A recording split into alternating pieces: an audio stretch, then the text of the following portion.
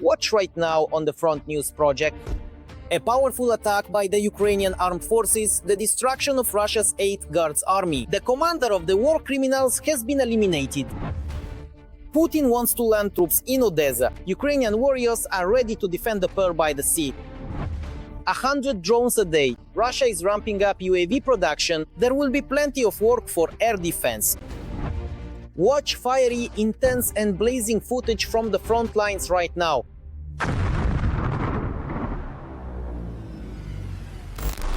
It's the 4th year of the full-scale war that Putin's Russia started on Ukrainian soil. The Ukrainian armed forces continue to heroically defend not only their homeland but the entire civilized world from the aggression of Kremlin war criminals. Greetings! This is Front News. I'm Volodymyr Timoshenko. In the next 30 minutes, you'll get the truth about the war brought to you by our journalists from the hottest combat zones. So, are you ready? Then, let's get started.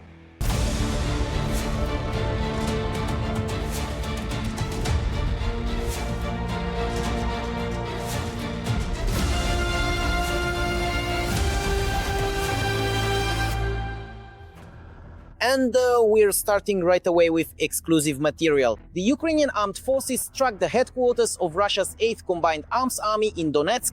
It is already known that its commander, Colonel Ruslan Horyachkin, has been killed.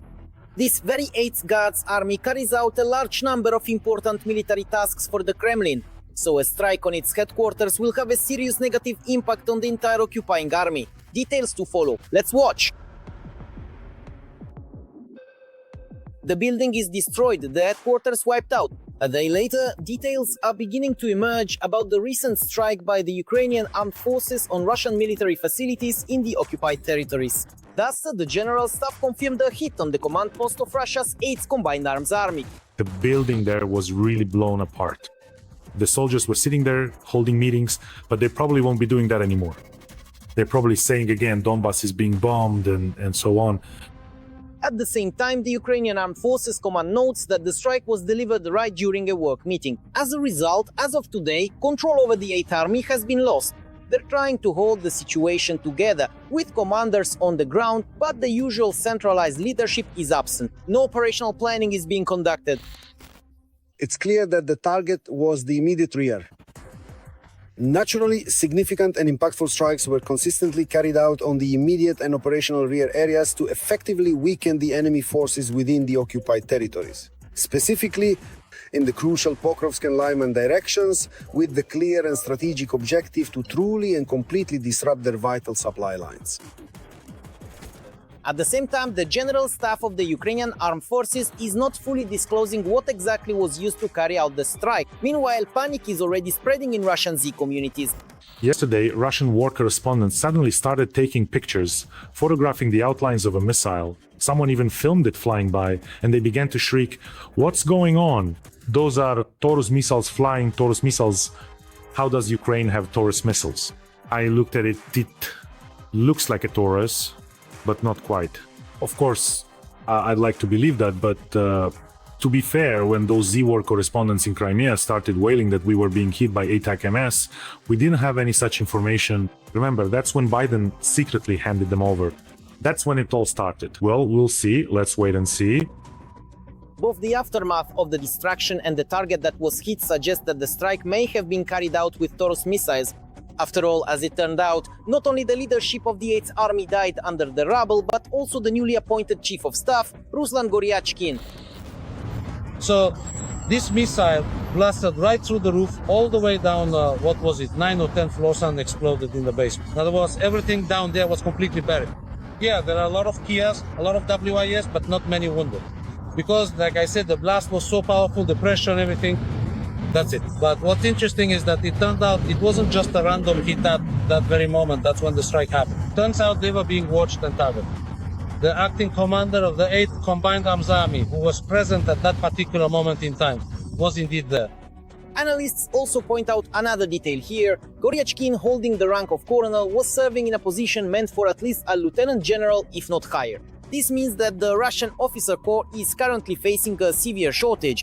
To confirm this, Izvestia reports that the Kremlin is planning to reopen about 15 military academies that were closed after the collapse of the USSR. The program is planned to run until 2034 and includes the opening of 15 academies, where officers will be trained as pilots, tank operators, medics, and also as drone specialists. Meanwhile, an unprecedented campaign has already begun in the media to recruit recent high school graduates into the military. The motivation is the usual: money, respect, and benefits. There is also a special note reminding you that this is your only chance to make it in life. What goes unmentioned is that it's also a chance to die. For many, a military education is the only way to climb the career ladder. At the same time, those who have already put the noose around their necks by deciding to become officers in Putin's Russia are sharing their impressions online after a couple of years of training. They say it's like the gangs of the 90s here, it's easier to get in than to get out. According to the contract, you can no longer leave the academy, and after graduation, you're obligated to spend 5 years on assignments for the Ministry of Defense. If you do decide to drop out, you'll have to buy your way out, and that sum is far from affordable for most people. All the expenses that were spent on you on food, meals, education, your stipend, even during your vacation time, you'll have to reimburse all of that. If you want to drop out in your 4th year, you have to pay back about, well, $1 million, and only then will you be allowed to leave. And even then, once you leave, you'll be drafted into the army. But, of course, the advertisements for military universities don't mention any of this. An extremely militarized Russia only plans to increase the number of military personnel. This year, for example, they are expected to announce admissions to the newly established Saratov and Nizhny Novgorod military engineering school.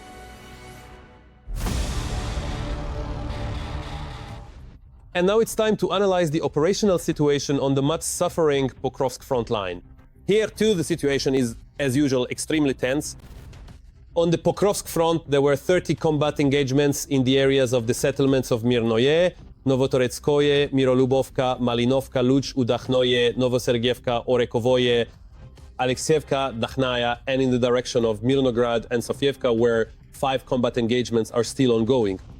At the same time, enemy aircraft carried out strikes with guided bombs on the settlements of Poltavka, Belitskoye, Mirnograd, Novopavlovka, and Dakhnoye. And now about yet another genocide committed by Putin's Russia, a brutal shelling of Ukraine's Pearl by the Sea Odesa. 2 people were killed and 14 wounded. These are the consequences of yet another treacherous night attack on the city. 1 enemy UAV crashed into a high-rise building. Naturally, a fire broke out. TSN journalist Olena Chernieva will report on the rescue operation and the results of yet another Russian war crime.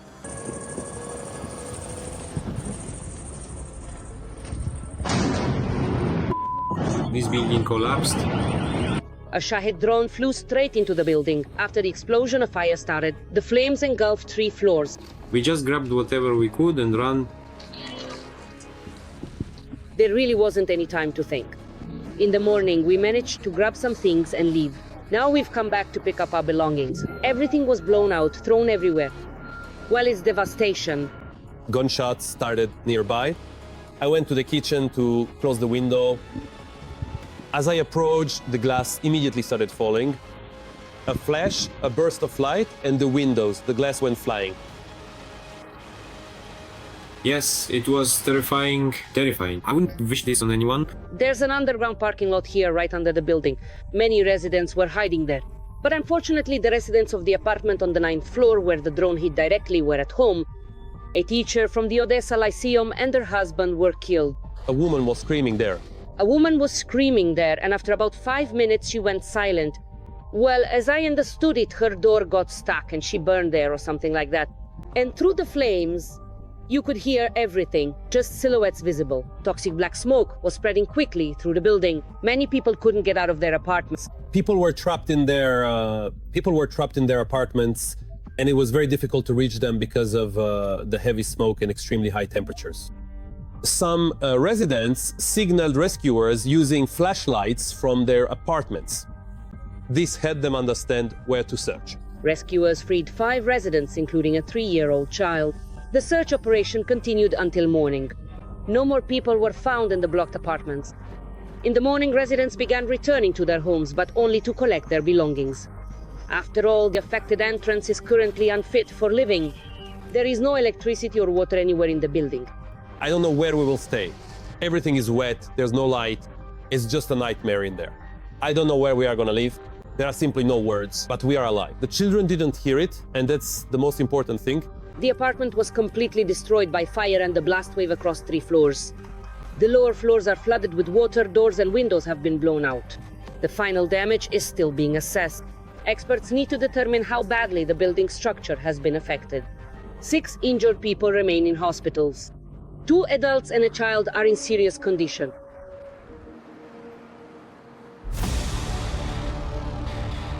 And now we move to the Huliaipol, Orekiv, and Pridniprovsk directions of the front.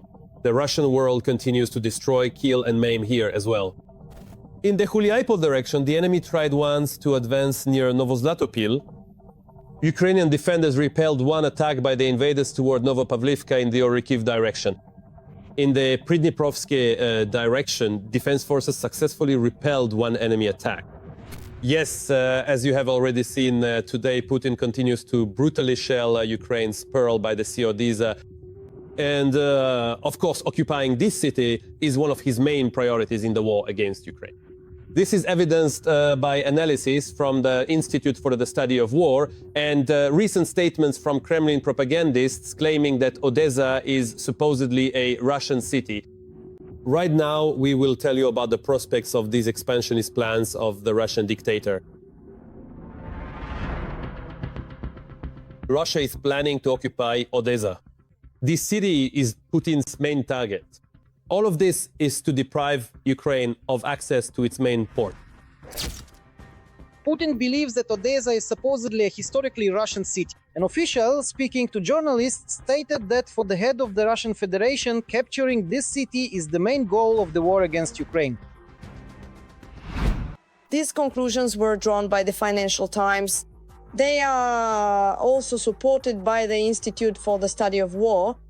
There they drew attention to recent statements by Russian officials, which prove that Russia has not changed its intentions to destroy the Ukrainian state. This also includes the occupation of Odesa.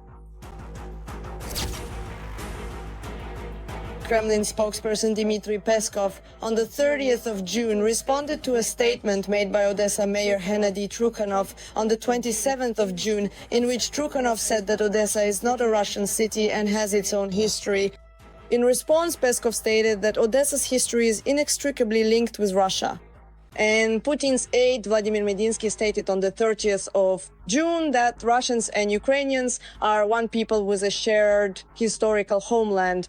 He referred to the ancient Rus lands on both sides of the Dnipro, as well as Novorossiya and Crimea. According to analysts, these statements point to the scale of Russia's territorial ambitions.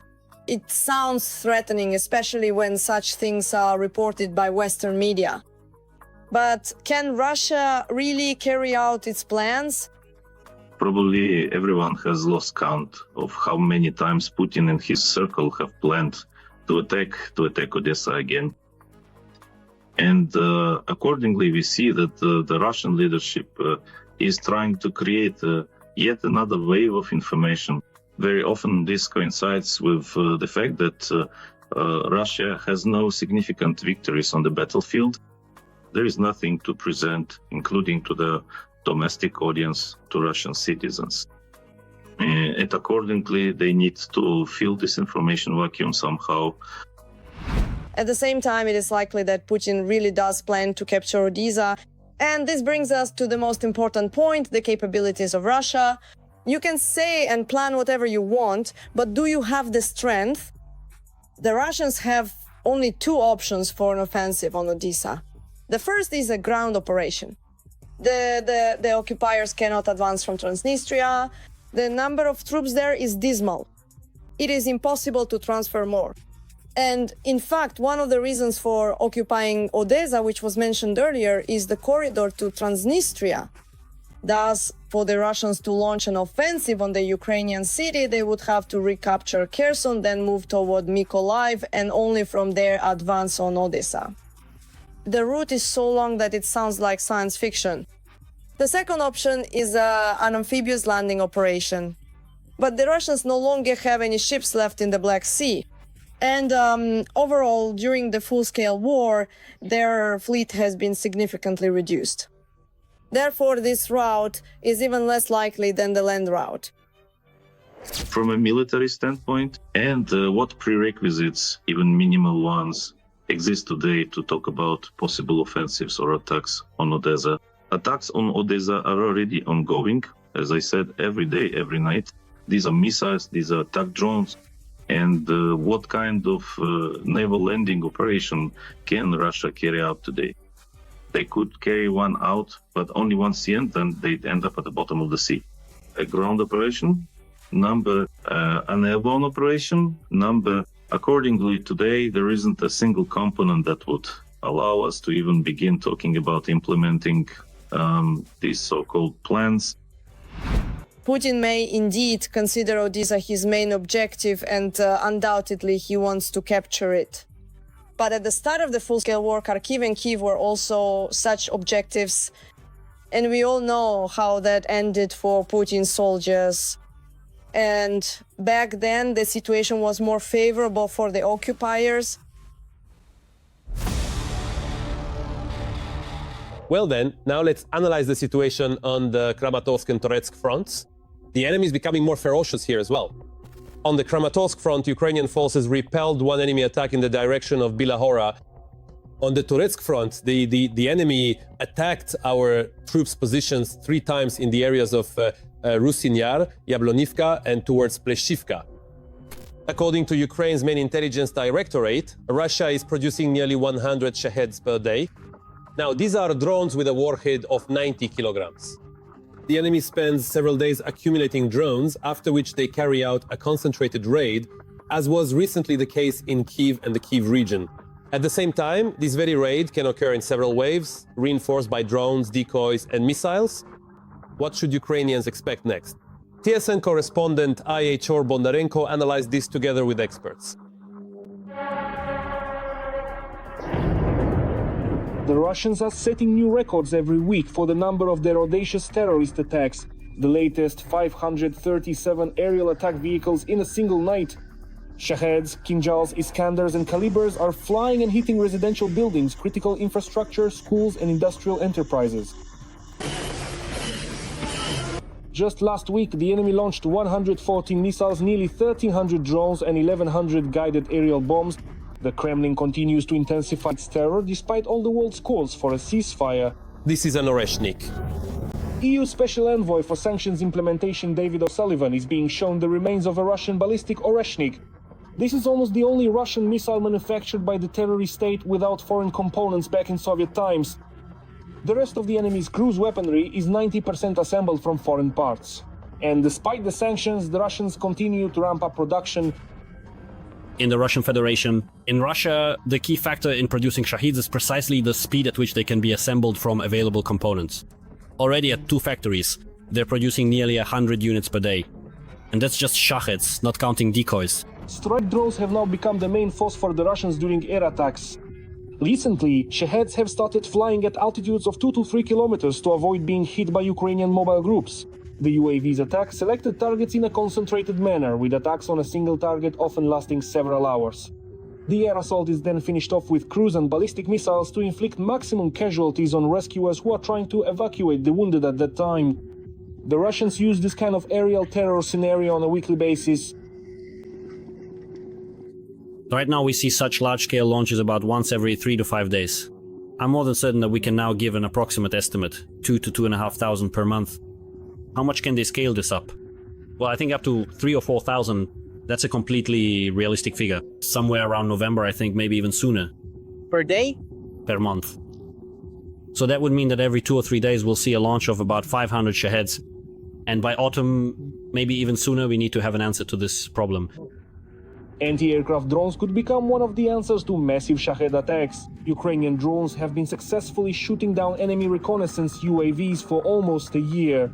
However, the first evidence of Shaheds being shot down by anti-drone systems appeared only a month ago. For example, the Sting Interceptor drone, equipped with a thermal imaging camera, was able to catch up with a Shahed above the clouds and successfully take it down. Other instances of such destruction are also appearing online. If only we had theirs. Yeah, only we had theirs. Ukrainian developers are actively testing domestically produced anti-aircraft drones. Unlike FPV drones, interceptor drones need to be much faster, and Ukrainian engineers have developed, among other things, unique propellers that have no analogs in the world and can withstand high speeds. This is the very drone we position as a Shahed destroyer. This drone has a maximum speed of 355 kilometers per hour. It has been tested and allows us to engage targets like the Shahed. Anti-aircraft drones are 10 times cheaper than Shahed, so their use is much more cost-effective. However, their dependence on weather conditions significantly limits their operational use. That's why methods for shooting down strike drones are being expanded. What should we use to shoot down Shaheds? We have anti-aircraft drones, but that's not enough to cover everything.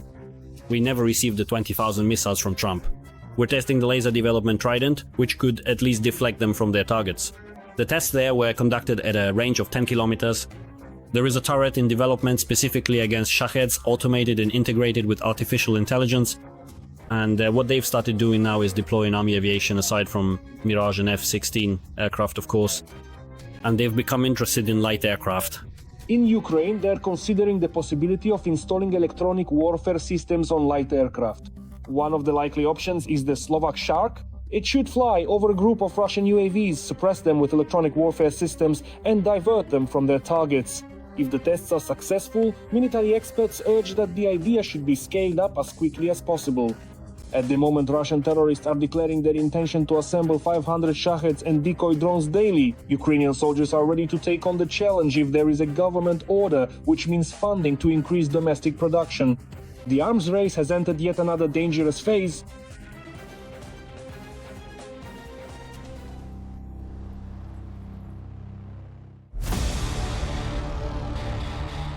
And now let's move to the Kupiansk and Lyman sectors of the front. Let's be honest, these are sacred targets for Putin and his entire gang. Accordingly, the situation here is also extremely tense. On the Kupiansk axis, the defense forces repelled 3 enemy assaults in the areas of Kondrashivka, Zarizove, and towards Petropavlivka. Another clash is still ongoing.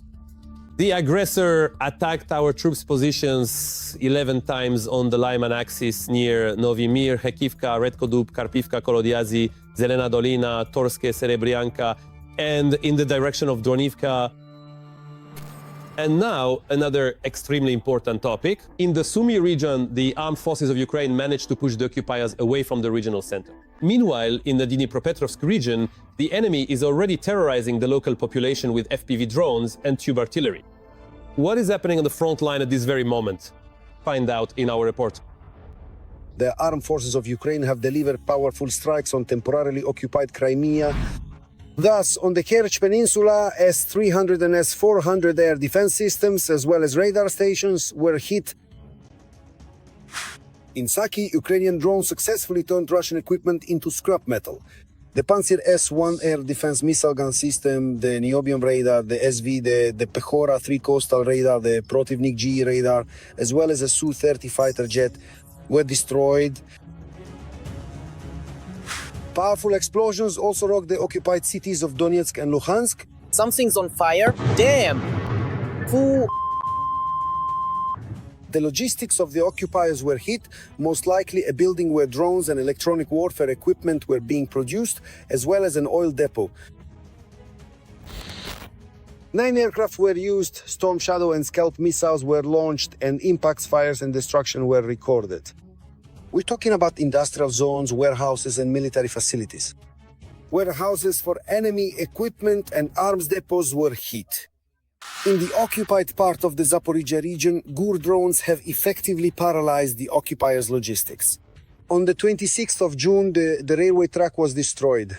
And when the Russian military repaired the tracks and sent a military freight train, the GUR struck again. One of the key logistics routes of the occupation army in the Zaporizhia region is once again blocked. The situation is tense on the border between Donetsk and Dnipropetrovsk regions.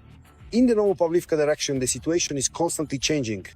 The Russians want to enter the Dnipropetrovsk region, but the Ukrainian armed forces are not allowing the enemy to amass near the area.